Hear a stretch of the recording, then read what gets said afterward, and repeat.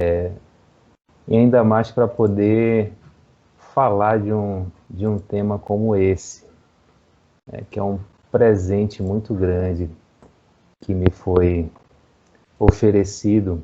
E todo tema que é oferecido para a gente, ele acaba sendo um convite de imersão mesmo. E é uma felicidade muito grande poder pesquisar não só as mulheres do Evangelho, que foram as mulheres que viveram efetivamente quando Cristo aqui, que simplesmente as mulheres que daqui a pouquinho. Mas antes, eu queria falar sobre a história de uma pessoa, né? Porque essa pessoa ela vai ancorar um pouquinho essa referência de vida. E é alguém que teve uma mãe.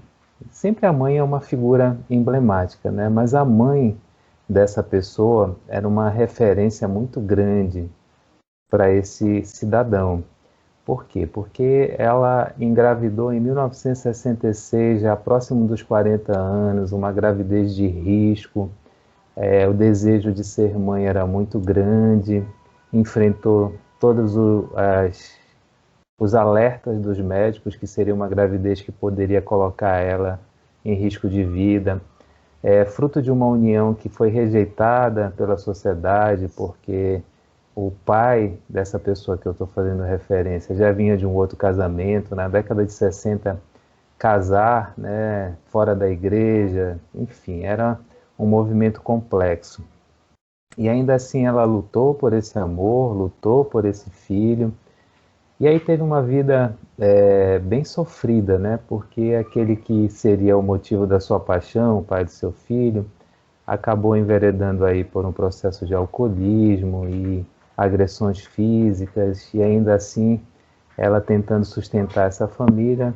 Aos 4 anos, né, se separou desse marido e ficou numa sociedade machista, onde as mulheres não tinham reconhecimento nem oportunidades, né? Resolveu enfrentar o mundo para poder dar o que de melhor ela tinha para esse filho.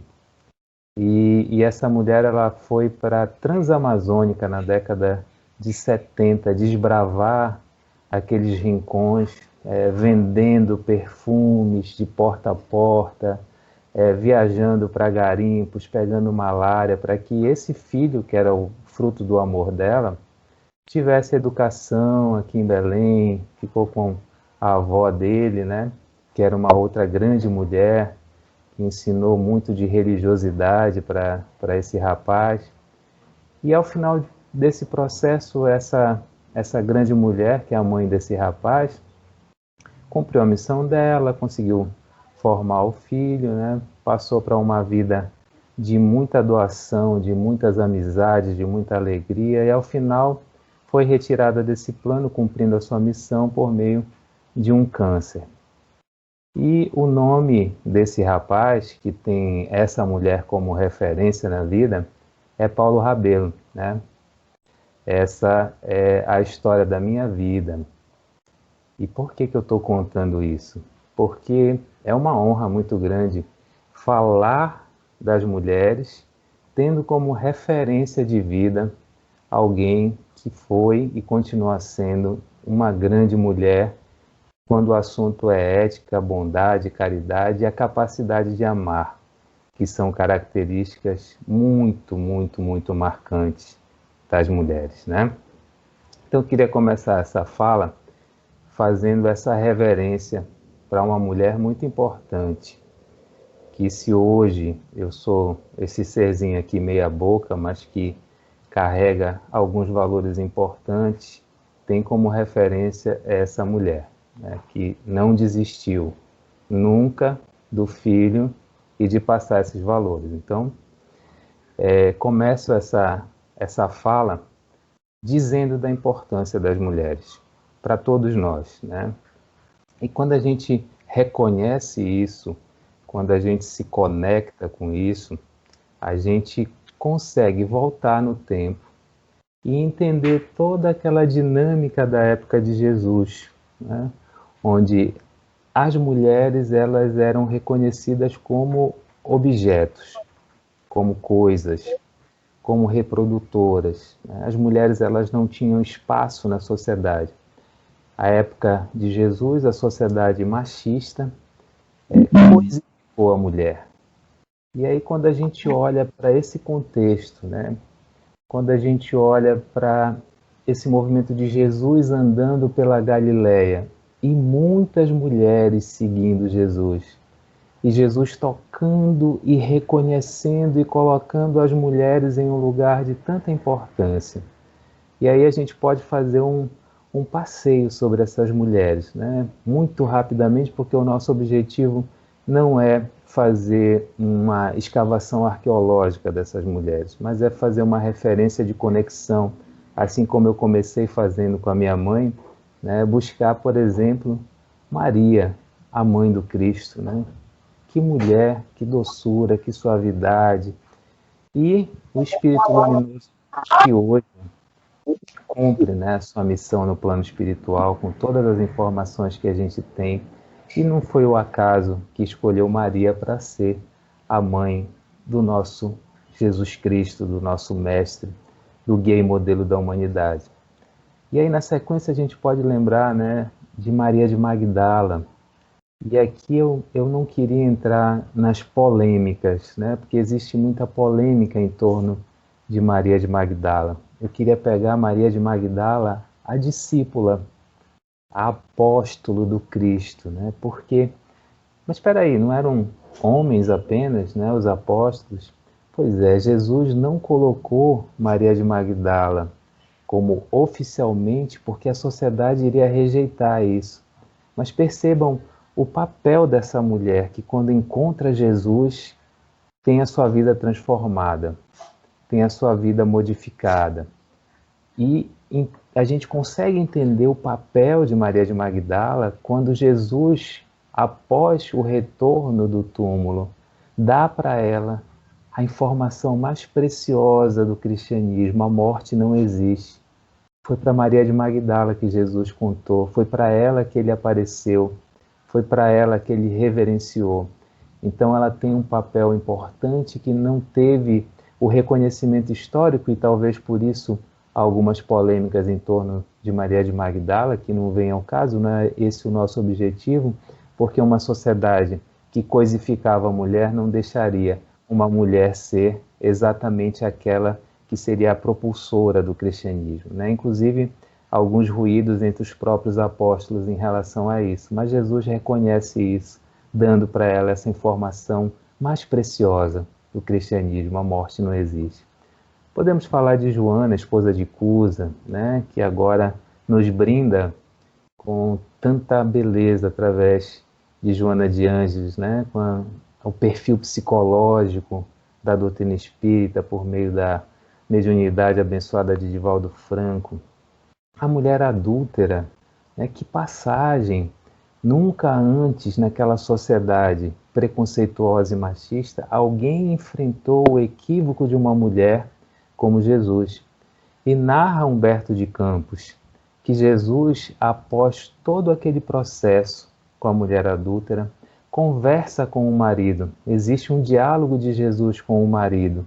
E Jesus amorosamente coloca para ele a responsabilidade desse marido no adultério, entendendo que toda a sociedade conjugal, por mais que a mulher tenha se equivocado, existe uma parcela de responsabilidade do outro, mostrando para o marido quantas vezes o marido buscou prostitutas, quantas vezes o marido relegou a mulher a um segundo plano, quantas vezes ela buscou o carinho dele, e revelando para ele que ele tinha responsabilidade naquele processo. Que aprendizado com uma mulher, né? Em uma situação de adultério que até hoje é algo que é muito difícil de nós entendermos e processarmos, e Jesus simplesmente olhou amorosamente para aquela mulher e disse: vai, e não peques mais. Podemos pensar na mulher hemorroísa, né? Olha só, elas não tinham direito nem a nome.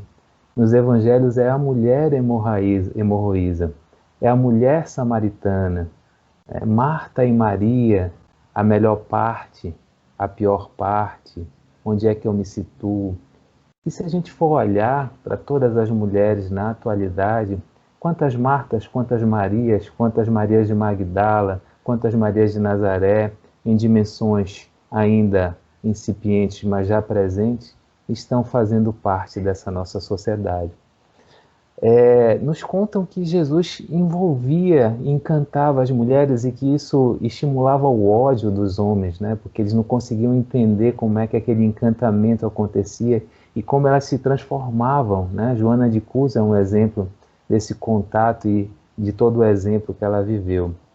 E como Joana de Ângeles, ela nos dá uma informação tão bela, né? Que Jesus seria o exemplo perfeito de identificação da ânima e do ânimos. Ele é toda a harmonia que arrebata as multidões, porque ele tem energia masculina e energia feminina no equilíbrio perfeito, e toda a história de Jesus mostra os momentos em que Jesus se apresentava exercitando a energia masculina e a energia feminina, a ânima e o ânimos. E por isso Jesus é esse guia e modelo. E isso talvez seja uma dica, né, para todos nós que estamos encarnados como homem, para que nós possamos investigar, analisar o componente de ânima dessa energia feminina que precisa vir à tona para que esse mundo seja um mundo melhor. Não que o papel e a função do homem seja menos importante, mas Jesus é esse indicativo. Jesus é o exemplo perfeito de identificação desse equilíbrio, dessa ama e dessa ânima e desse ânimo. Então, partindo dessa ideia, eu queria trazer para vocês uma mulher que talvez seja uma mulher desconhecida, mas que olha só que presente, né? Que vocês me deram. Vocês me fizeram pesquisar sobre mulheres dentro do Evangelho, mas já no contexto kardeciano.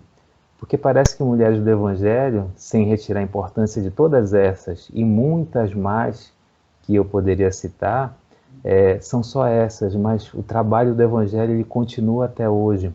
E com Kardec muito mais ainda, né? Porque vem o Evangelho redivivo, sem metáforas, para que nós possamos entender de fato que mulher é essa e que papel. E eu encontrei esse presente, viu? Que eu agradeço muito, pesquisar é sempre muito bom, que chama-se Amália Domingo Soler. Amália Domingo Soler foi uma escritora e grande divulgadora do Espiritismo, que viveu na Espanha, né, contemporânea de Kardec. 1874, ela conseguiu declamar sua primeira poesia no aniversário de Kardec. Mas Amália nasceu praticamente cega e tinha uma mãe. Por isso eu fiz questão de trazer essa história da mãe, né? Porque a mãe é sempre essa referência na vida da gente de uma grande mulher. E a mãe de Amália era essa referência. Era alguém que cuidava dela sozinha, que ensinou os valores para ela e que tinha uma criança praticamente cega. E ainda assim ensinou essa criança a ler. E Amália, com 10 anos, passando por um tratamento de um farmacêutico, conseguiu recuperar parcialmente a visão e escreveu o seu primeiro poema aos 10 anos. Só que o que acontece? Aos 24 anos, essa grande mulher que era a referência de Amália desencarnou e ela se viu sozinha, né? E a gente imagina, 1870, a sociedade já havia evoluído um pouco. Será? Os parentes que ficaram recomendavam para Amália que ou ela se casasse com um homem rico ou ela entrasse para um convento. E Amália, olhando para aquela situação, ela disse que seriam duas circunstâncias que significariam a morte dela em vida. E ela não optou por nenhuma das duas. E se mudou para Madrid, e a partir daí, uma vida de intenso sofrimento, de muita luta, de fome, de miséria, de privação, mas sem nunca desistir da sua vida, da sua individualidade, da sua capacidade de produção, de escrever, de contar histórias, de fazer poesias, que era o que movimentava Amália Domingo Soler. E aí, em alguns momentos, ela foi, inclusive, banida dos templos religiosos, porque os religiosos da época diziam que ela tinha um hábito pernicioso, que era o hábito de pensar. E as mulheres não poderiam pensar. Elas eram educadas para serem mães e esposas e não partícipes da sociedade. Mas Amália, essa grande divulgadora do espiritismo, nesse momento de intensa aprovação, encontra a doutrina espírita. E nas leituras da doutrina espírita, ela encontra todas as respostas para as suas aflições, para as injustiças sociais, porque alguns tinham muita riqueza e outros eram extremamente pobres, e principalmente pela sua indagação existencial, por que as mulheres sofrem tanto. Amália abraça a doutrina espírita com tanto amor que passa a ser o sentido da vida dela.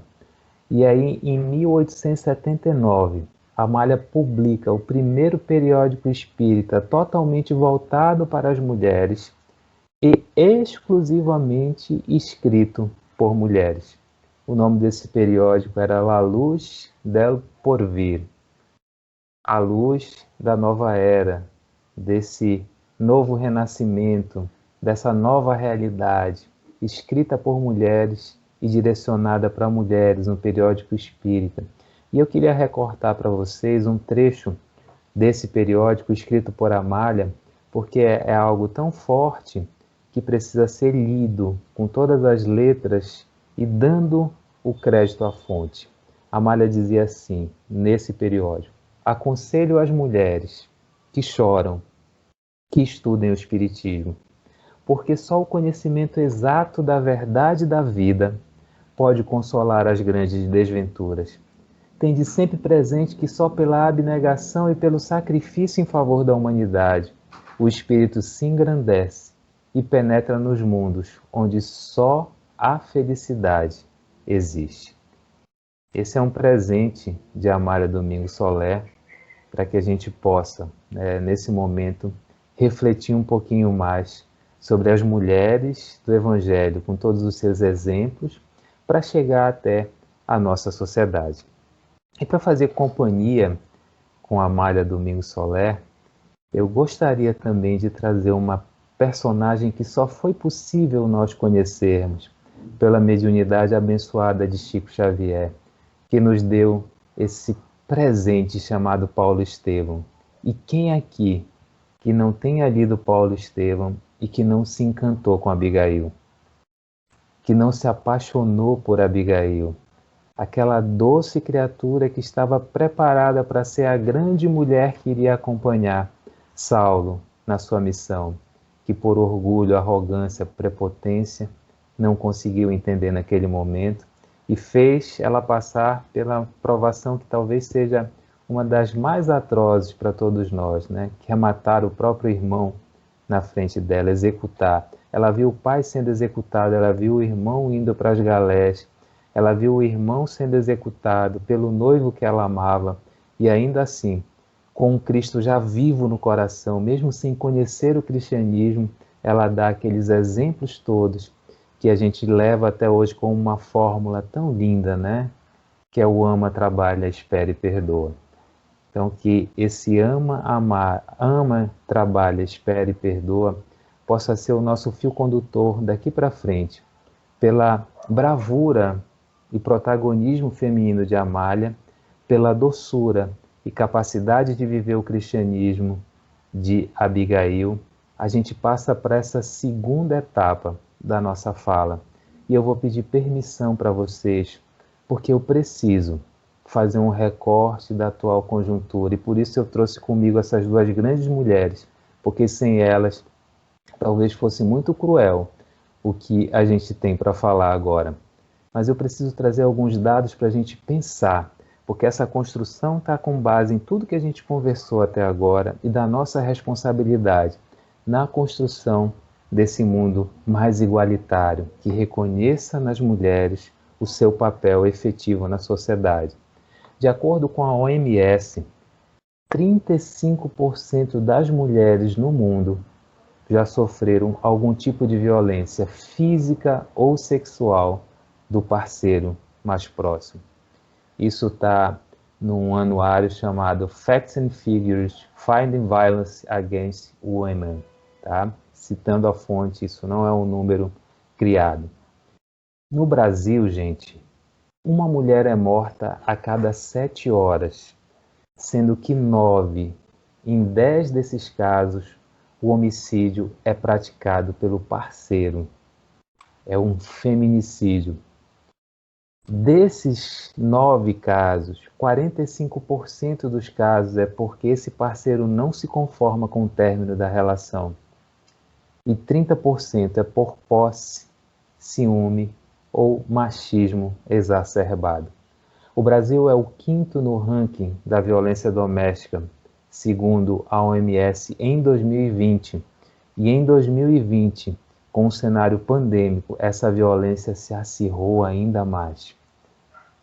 Os casais recolhidos nos seus ambientes domésticos experimentaram esse acirramento da violência doméstica.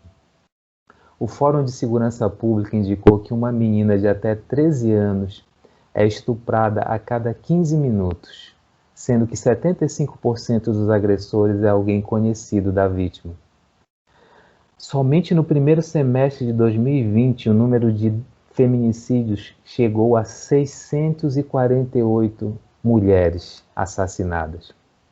De acordo com a ONG SaferNet, existe um crescimento em 2020 de 21,27% de crimes cibernéticos contra as mulheres, de assédio, de exposição e de transtornos emocionais causados por homens na grande rede de computadores.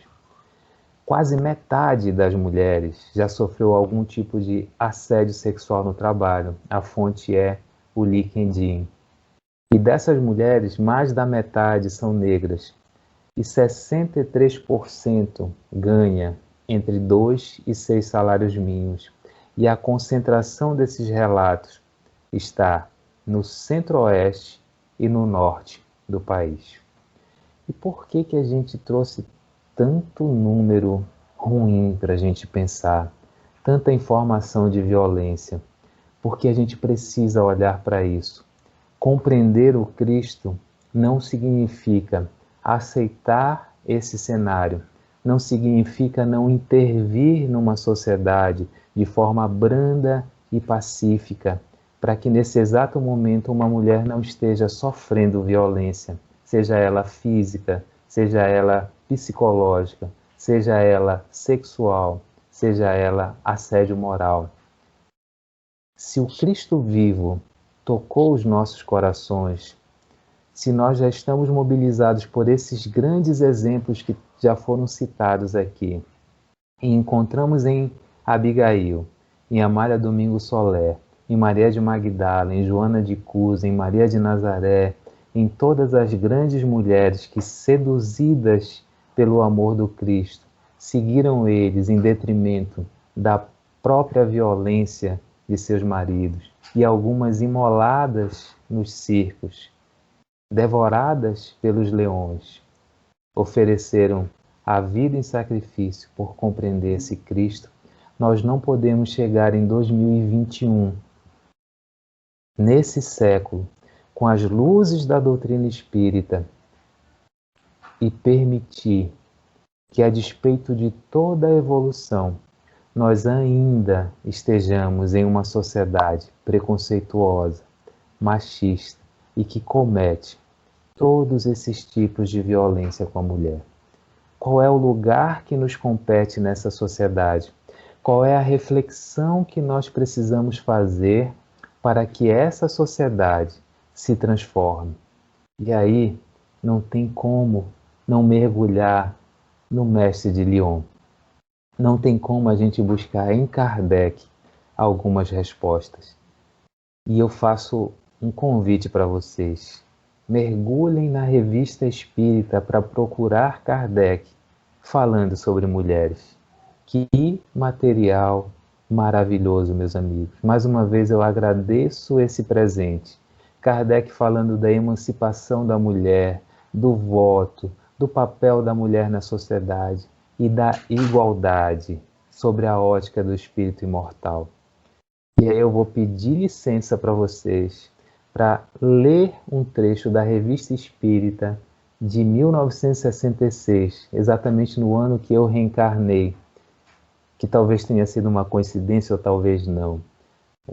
O trecho que Kardec fala é sintomático, emblemático e reflexivo para que as nossas compreensões na noite de hoje nos estimulem, cada um no seu papel, cada um dentro das suas possibilidades, na construção dessa sociedade mais justa, mais igualitária, que reconhece a função da mulher e atribui para ela a importância, a relevância, e que não se omite diante de tanta injustiça, diante de tanta agressão, diante de todo esse cenário que já evoluiu com toda certeza, mas que demanda de nós a construção de um mundo regenerado, onde homens e mulheres possam conviver, de fato, em condições de igualdade de direitos, com funções específicas, diferentes, mas em condições de igualdade, onde uma mulher não precisa desempenhar a mesma função que um homem tem um salário menor,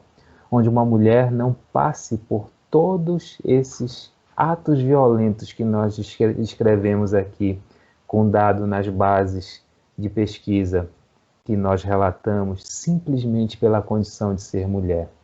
E Kardec diz assim: temos dito e repetido muitas vezes, a emancipação da mulher será a consequência da difusão do espiritismo, porque ele funda os seus direitos não numa ideia filosófica generosa, mas na própria identidade da natureza dos espíritos, provando que não há espíritos homens e espíritos mulheres, que todos têm a mesma essência, a mesma origem e o mesmo destino.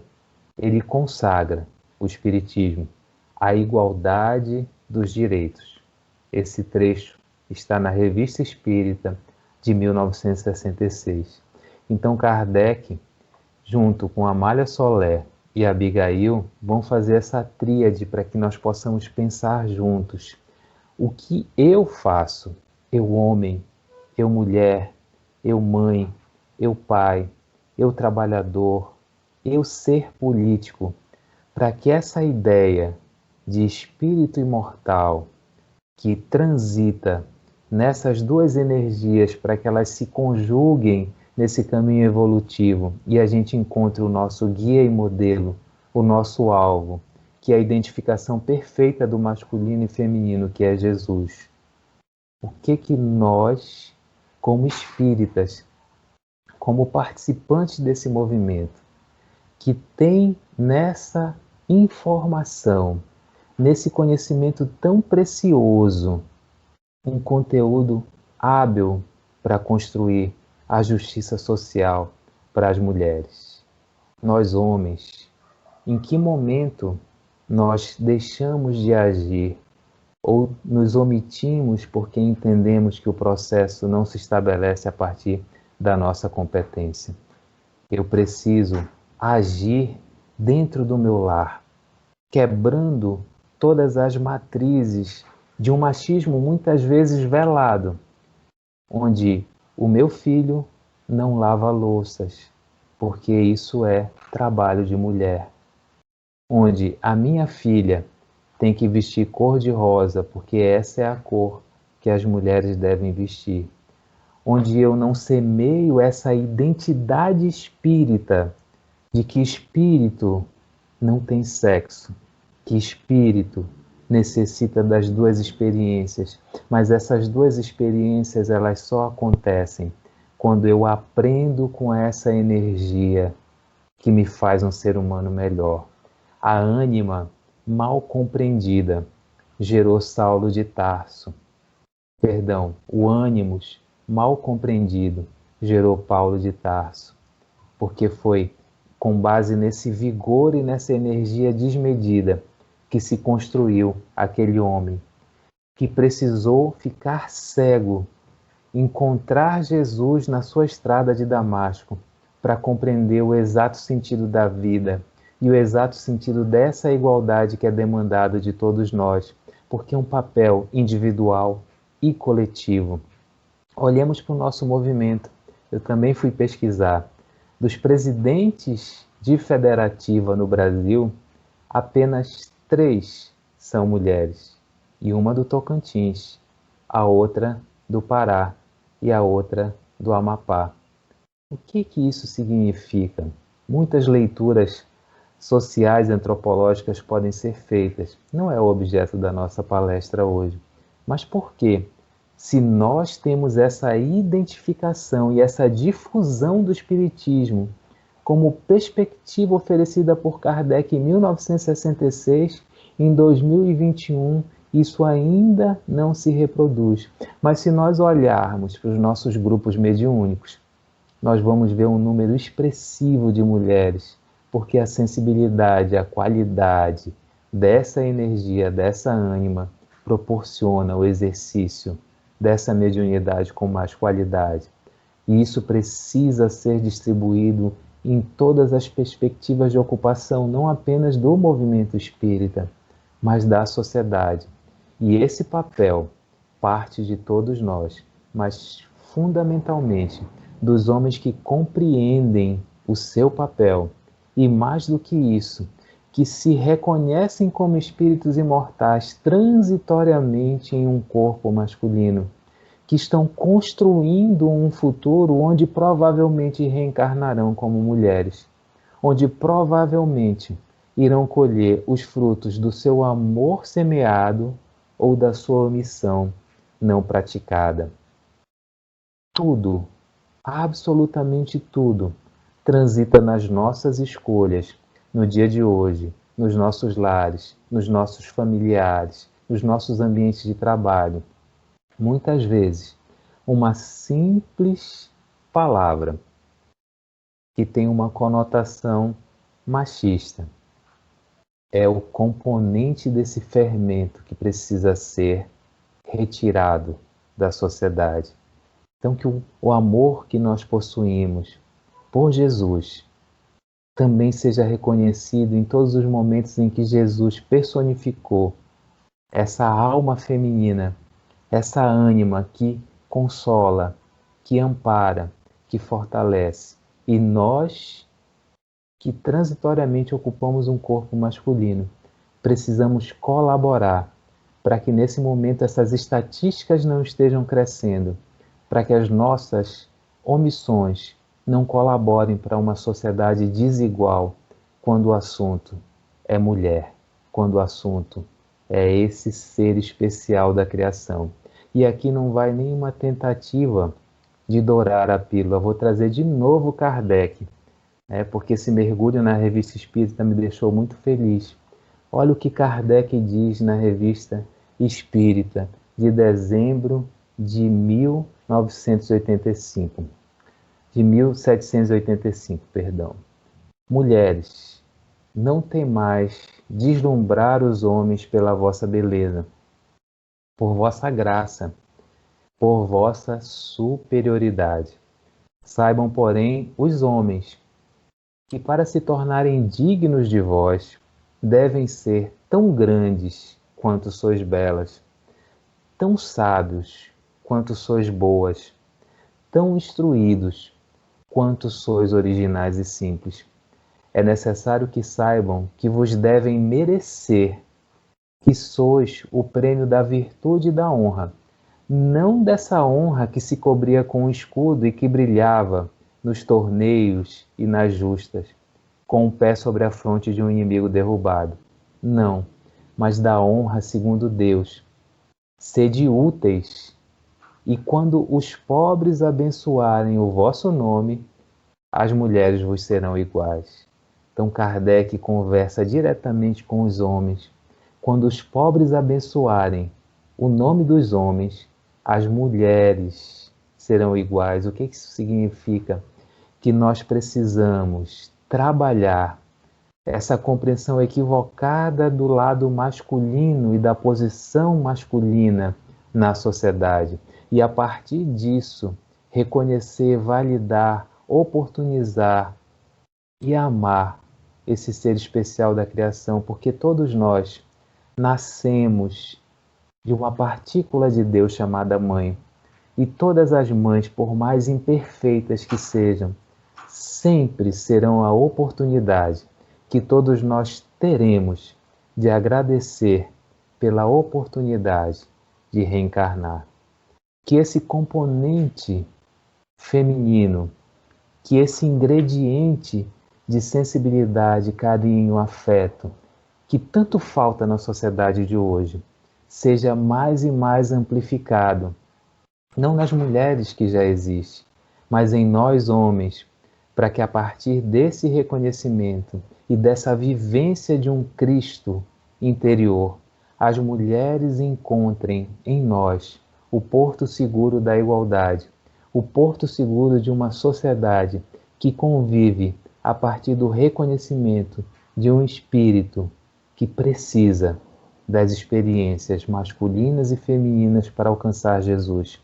Enquanto os homens se julgarem possuidores, proprietários, algozes das mulheres, enquanto a sociedade for inerte a esse tipo de violência e não promover uma ação pacífica, mas efetiva para coibir isso, enquanto nós ouvirmos uma mulher gritando na casa ao lado porque está sendo espancada e reproduzirmos a imprecisão de que em briga de marido e mulher ninguém mete a colher, nós não estaremos vivendo o Cristo que a doutrina espírita nos ofereceu e nos proporciona conhecer. O Cristo que eu aprendi a conhecer é um Cristo que ama, mas que tem energia e que tem ação, que ora, mas que vai ao encontro de todos que necessitam para ajudar. E nesse momento, diante do cenário de dados que nós oferecemos, muitas mulheres, muitas, precisam da nossa ação, mas precisam dessa informação que Jesus ofereceu para Maria de Magdala, de que a morte não existe, que nós somos espíritos imortais e que essa é a condição que vai nos identificar como iguais para a construção de um mundo mais fraterno, mais solidário, mais irmão, onde as mulheres possam ocupar, de fato e de direito, o lugar para o qual elas foram pensadas e criadas pelo nosso Pai Criador. Que possamos fortalecer essa convicção, meus irmãos, e levar para as nossas vidas essa construção, esse ideal de uma sociedade igualitária, justa, fraterna e irmã. Meu muito obrigado pela noite de hoje e meu grande abraço a todas as mulheres aqui presentes e a todas as mulheres que fazem parte do movimento espírita do Tocantins. Que Jesus nos abençoe.